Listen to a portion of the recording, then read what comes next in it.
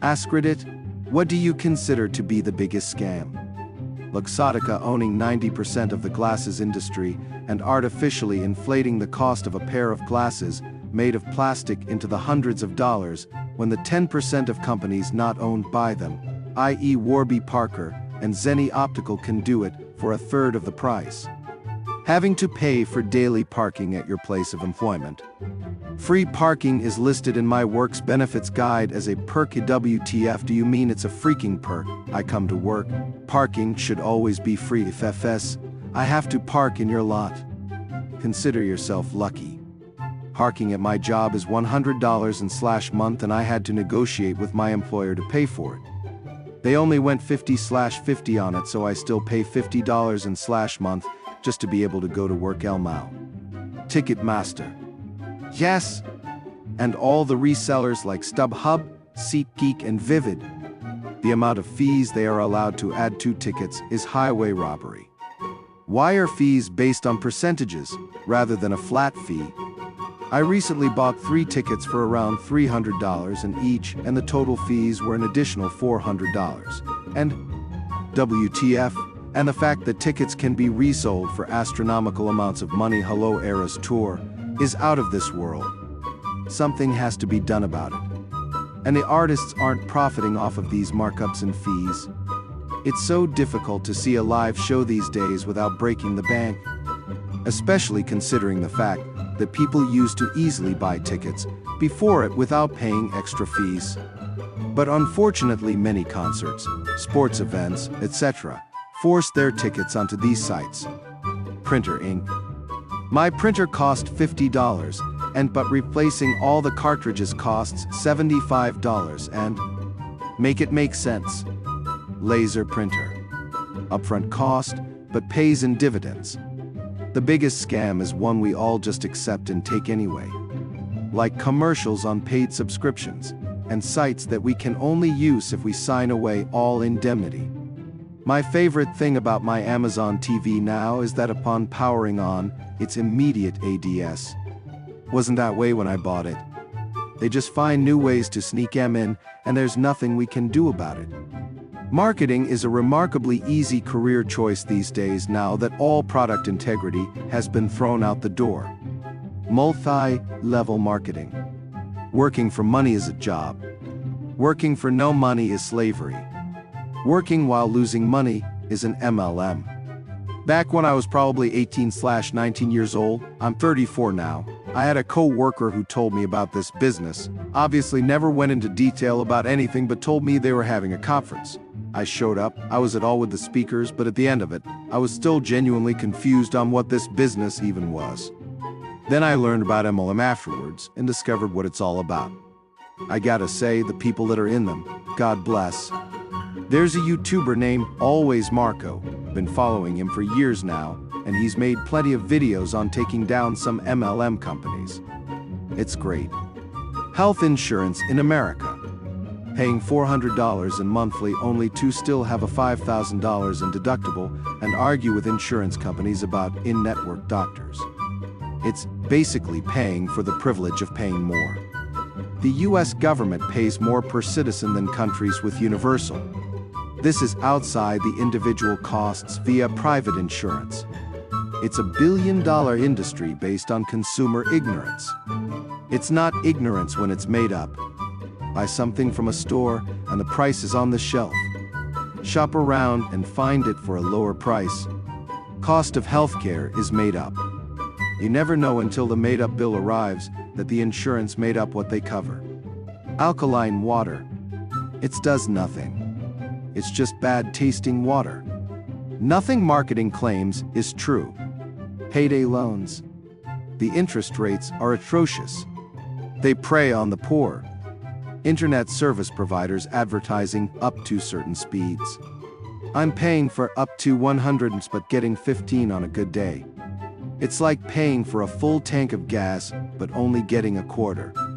The entire wedding industry, from the 2-month salary diamond, to the engagement photos, to the need to spend tens of thousands of dollars on a party where everything is 3 times as expensive as usual because it has the word wedding attached to it.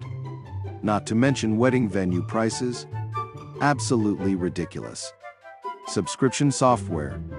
I don't mind subscriptions for things like streaming services or gyms or even Audible. But paying a monthly fee to use a software program is insane. Credit ratings. What would you change? They seem fine? Pay something and close it. Credit score goes down. Go above what they say should be your credit utilization. Score goes down. Someone looks into your credit for a home, auto loan, etc.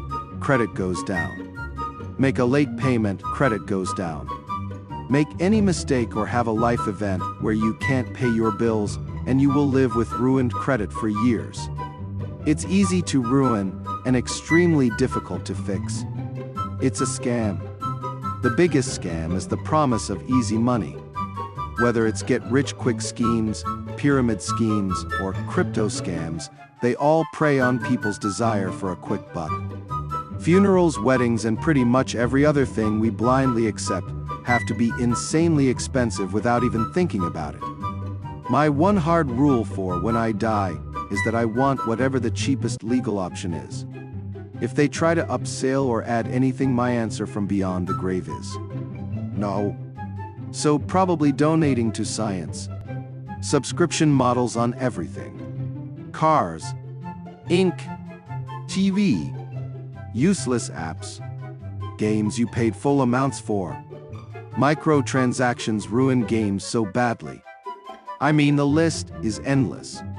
It is pure insanity, and we pay for it, so they keep doing it. People in the bottom 99% voting for trickle-down economics. The information a person needs in order to be informed before making a decision can be challenging to find, hard to understand, and opposite of that person's bias. Political media has gotten quite adept at making people feel like they are informed while simultaneously mis- or dis-informing them. Personally, I think it's happening in both liberal and conservative spheres, but one is better than the other at motivating action. Credit scores. I could understand verifying a credit card for credit-oriented inquiries, loans and such, but the amount of things nowadays that hard or soft pull your credit makes it almost impossible to build when you're actively looking for a job or a new rental unit or whatever. The other thing is how much the older generation views carrying debt as a bad thing, where the younger generations accept it as a fact of life. The earlier you take on debt to build your credit, the more likely you are to screw up or make bad financial decisions. Your credit score is good for a while, but you get behind on a car payment or miss a credit card payment. It takes months for the on-time payments to reflect and accumulate, months to dispute with reaction, months to gain 20 points that can quickly be lost applying for 3 or 4 different loans. You display this number, but the fact is your credit history isn't long enough. Now you've got history, but you also have debts, collections. Your score isn't good enough anymore. On-time payments and history now no longer matter. There must be a reason there are so many websites to manage and raise your credit score, credit building services for $5 a month here and there for BS loans for the reporting, when your parents are telling you that even looking at it is bad. How does this even work now? I think student loan servicers. For example, Navient manages federally guaranteed debt for the US Gov and student loans, has the IRS as their personal collection agency.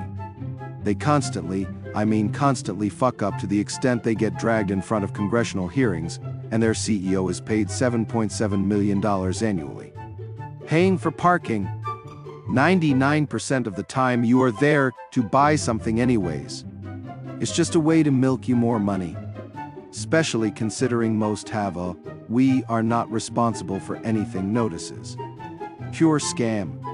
I get taxed on money when I make it, then get taxed when I spend it, then when I die my family will get taxed again for inheriting it. Not so much, under 20% unless you're making bank, very little, under 10% just about everywhere, and not at all unless you're worth at least several million when you croak.